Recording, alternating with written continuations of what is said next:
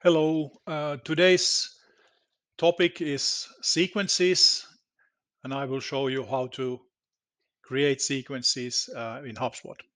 You can find the sequences in the automations section of the side menu and then select sequences. Sequences are features developed for sales and service teams, and you need HubSpot Sales or Service Hub Professional or Enterprise to create sequences. Let's create a sequence and you will understand what a sequence is. You can create a sequence from scratch, but if you find a good template, you can select one of these pre-made sequences. One of them here is a recent conversion. It means that a prospect, someone you don't know, has downloaded your content from your website and they have given you their email address in return. So you want to reach out and create a contact with that um, prospect, or actually a lead, because you already have their email address. So if we take a look at that, this sequence has 5 steps and it's designed to be completed within 7 days or 1 week. 40% is automation and 60% manual. This is the difference between workflows which are fully automatic and sequences which are like semi-automatic, depending on how you create them. Um, and this sequence starts with an automated email. So as you remember, the prospect has downloaded content from your website and in return they have given their email address. So then you could automatically send an email to this new contact or lead, if you like. And here you even have some text proposal that you can use it as it is, and it also has personalization. So the contact's first name can be used, and other types of data or properties that you have of the contact based on what they have submitted as part of the form. So if you know the company name, so if you collect the company email address, then you also might know the company name and things like that. But you can edit this, of course, as you like. Then a delay. I think delay is the most common activity. So you just ask HubSpot to wait a little bit before they execute the next one. And then day 3, send a follow-up email. So the first was an automatic email, then a follow-up email. So you are asking the contact person to do something, and then you remind them of what you asked, and then another delay here, and then day 6 automated email, and then finally pauses the sequence.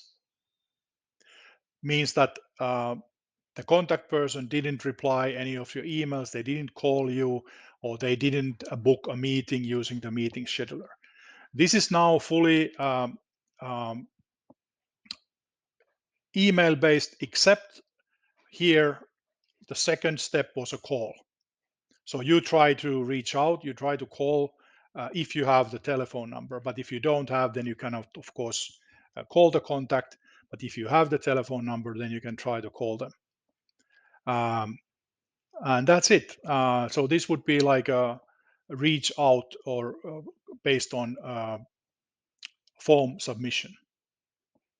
Event follow up, let's look at that. So if you have a physical event or a virtual event, and then you have the list of participants, and this would have 6 steps, 12 days to complete, 1/3 is automation, and then 2 unenroll criteria. Let's take a look at those. if they reply to an email, if they book a meeting with a scheduling link. So if the contact person does either of these things, reply to your emails or book a meeting, then this sequence will stop and not send any more emails or create any more tasks uh, for that contact.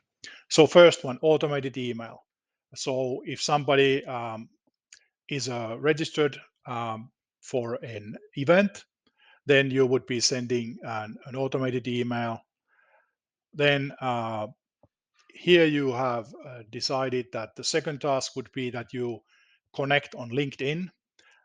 So depending on if you have if you're using normal LinkedIn, then you would have to manually create the LinkedIn contact connect request. But if you have LinkedIn Sales Navigator, which is integrated with HubSpot, then you could also send a connect request in HubSpot. Um, or if you are using third-party software to integrate LinkedIn with HubSpot, then you could use that integration to send the connect request through LinkedIn. But anyway, this would be like a manual task that you have to do. And then third step would be an automated email.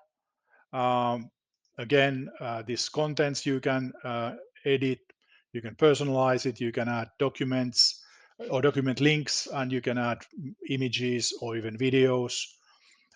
Then fourth task would be a call. So now you would try to call the contact if you know the telephone number. So you would have to collect the telephone number as part of the event registration, for example. And then depending on the outcome of the call, you would send a follow-up email, or if you connect with the person, then you would, of course, maybe end the sequence, and then finally, final task would be the contact completed sequence without a response. So if they didn't reply to any of your emails and they didn't answer your calls, um, then this sequence would be paused for this contact. Next one, product or demo request.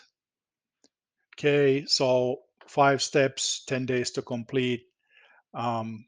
Automated email. So, for example, if a person would fill out a demo request form on the website, then you would connect this to the form submission, and then first automated email. Then you could try to call them, then send a manual email, not automated, but manual email. So you would be modifying the content of the email before you send it, probably based on the call, and then automated email if needed, and then again finally, if there's no response, then you would pause the sequence for that contact. And you have many other sequence templates here: post call meeting follow-up sequence, prospecting call heavy, prospecting email heavy, etc., etc. Let's see, prospecting call heavy. So this would be first of all automated email, and then calling. So of course, once again, um, if you receive the contact information based on a form, then your form should have, of course, the telephone number requested or required, and then you could enroll these contacts into this sequence. But first, there would be email sent out, and then you would have 2 calls. You try to call. If not successful, then call again, then send a manual email, then try to call again, an automated email, try to call again, try to call again. So lots of calling here. And the purpose, of course, of this sequence is to try to reach out to the contact and get them online uh, by calling. If we take a look at the email heavy prospecting, this would start also with an automated email, same thing. If they, for example, submit the form and they gave their email address and a telephone number, then you would send an email first, then call, then email, manual email, then automated email, try to call again, manual email, automated email, call again, manual email, and so forth. So this would be more like email heavy, as it says. So it's really up to you. How do you design these workflows? But let's take a look. Oh, we have to first create. Let's start from scratch. And these are the first things you have to select. So choose the first action that the sequence will perform. Automated email. Typically, if somebody submits a form on a website, you would send out an automated email. There needs to be some trigger that the audience or the prospect is doing, and based on that trigger, HubSpot would send the automated email. Or if you enroll a new contact person to a sequence, then HubSpot would automatically send an automated email.